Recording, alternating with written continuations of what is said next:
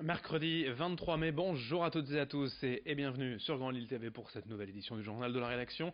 Avant toute chose, vous le savez, vous en avez l'habitude, vos prévisions météo et c'est une belle journée ensoleillée dans l'ensemble qui s'annonce avec toutefois le retour, tout comme hier d'ailleurs, de quelques nuages bourgeonnants dans l'après-midi, mais il fera chaud et beau globalement aujourd'hui, 25 degrés de prévu à Lille pour les maximales.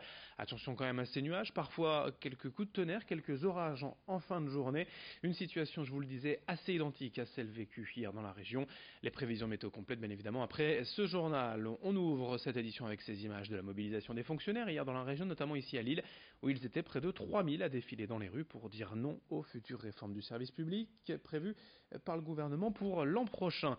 Baptisé CAP 2022, ce programme d'action prévoirait près de 120 000 suppressions de postes de fonctionnaires, un plan qui serait justifié aujourd'hui par la multiplication des services administratifs en ligne et donc le moindre besoin d'agents dans certains secteurs. Mais pour les syndicats, à l'inverse, ce projet entraînerait aussi dans les régions les plus reculées une mince répartition des services publics.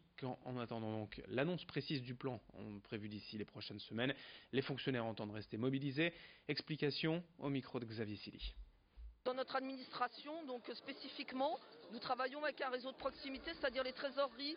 Donc on a déjà subi des suppressions et cette année ils veulent supprimer encore 5 trésoreries qui sont effectivement, comme nous sommes un très très grand département, ça permet aux citoyens de venir pour avoir les renseignements. Donc là ils veulent supprimer notamment dans le Dunkerquois, dans le Valenciennois et dans le Lillois, et pour créer des gros pôles régionaux sur des grands open space. Ils veulent fermer tous les accueils et ne faire que de la internet, c'est-à-dire la télédéclaration, et ensuite prendre des rendez-vous. Donc ce qui fait qu'il y a toute une population qui sera écartée du service public, notamment, moi je travaille ici à la cité administrative, notamment des étrangers, on a beaucoup d'étrangers, donc qui ne parlent pas français, qui ont besoin de nous.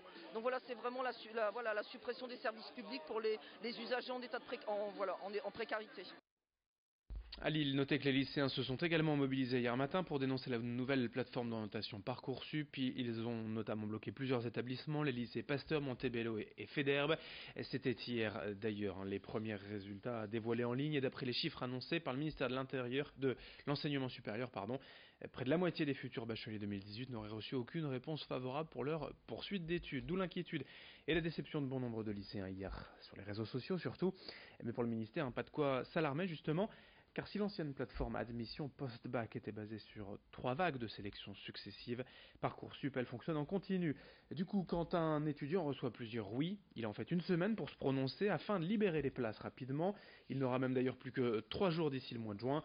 À l'université de Lille, toutefois, les enseignants dénoncent des conditions de sélection compliquées. Ils estiment avoir manqué de temps et avoir dû faire des choix sur des critères arbitraires.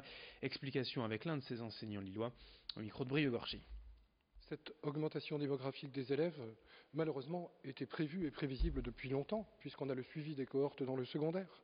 On savait qu'il y aurait un boom démographique depuis plusieurs années. Ce n'est pas un reproche à faire uniquement à ce gouvernement, n'est-ce pas? Déjà l'an dernier, effectivement, le tirage au sort qui s'est produit à l'occasion de la dernière campagne APB a montré qu'il y avait un problème de capacité d'accueil à l'université.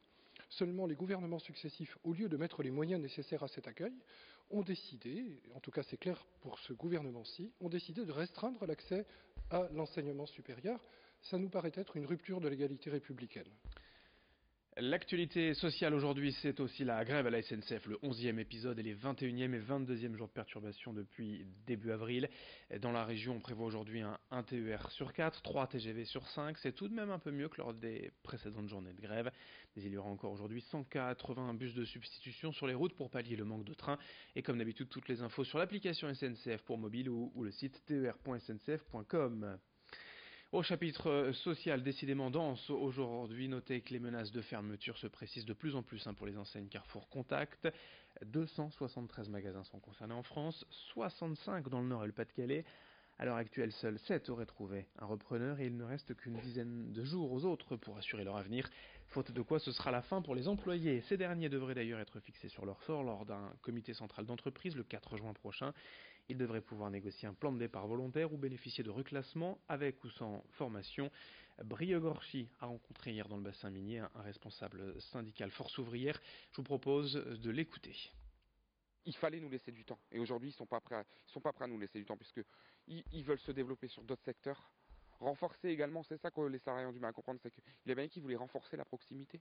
Pourquoi on nous ferme dans ces cas-là? Pourquoi? Pourquoi on a laissé traîner nous ça fait plus d'un an, en 2017, aucune vision stratégique de l'entreprise. Et pourtant, on leur a demandé, tous les mois, on leur demandait c'est quoi la vision 2017, c'est quoi la vision. Au mois de novembre, on n'avait pas encore de réponse. Donc à un moment donné, je pense que oui, il y a eu des erreurs managériales qui ont été faites.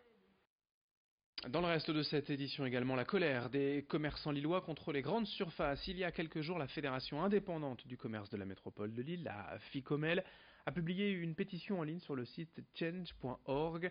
Les professionnels lillois y critiquent la construction abusive, selon eux, de grands ensembles commerciaux en périphérie de la métropole lilloise, notamment à Neuville-en-Ferrin, Marquette-les-Lilles ou encore à Seclin. Dans le centre de Lille, le nombre d'emplois du secteur commercial aurait ainsi baissé de 8% entre 2007 et 2016, ce que les commerçants imputent donc à l'implantation de ces nouvelles grandes surfaces. À travers cette pétition, en tout cas, la Fédération du commerce demande un moratoire contre de futures constructions commerciales. Explication au micro de Brieux-Gorchy.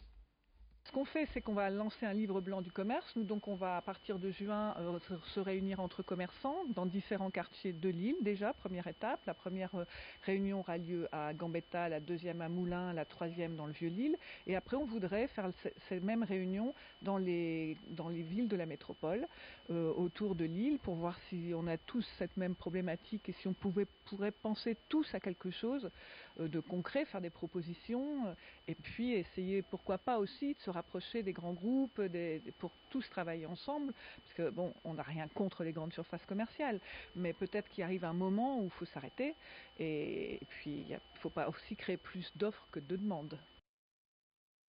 Fin de ce journal. Dans un instant à suivre vos prévisions météo.